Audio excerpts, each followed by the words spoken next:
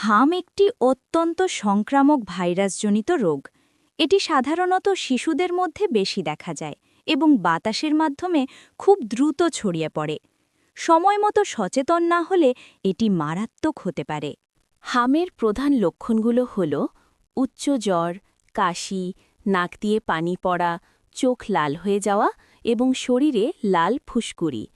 এই লক্ষণগুলো দেখা দিলে দ্রুত সতর্ক হওয়া হামের নির্দিষ্ট কোনো ওষুধ নেই, তবে সঠিক যত্ন নিলে রোগী দ্রুত সুস্থ হয়ে ওঠে।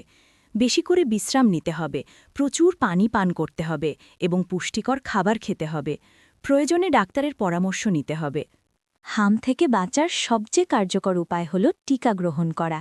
সময়মতো টিকা নিলে এই রোগ থেকে সহজেই সুরক্ষা পাওয়া। হাম হলে রোগীকে আলাদা রাখতে হবে, পরিষ্কার পরিচ্ছন্নতা বজায় রাখতে হবে এবং অন্যদের সংক্রমণ থেকে রক্ষা করতে হবে।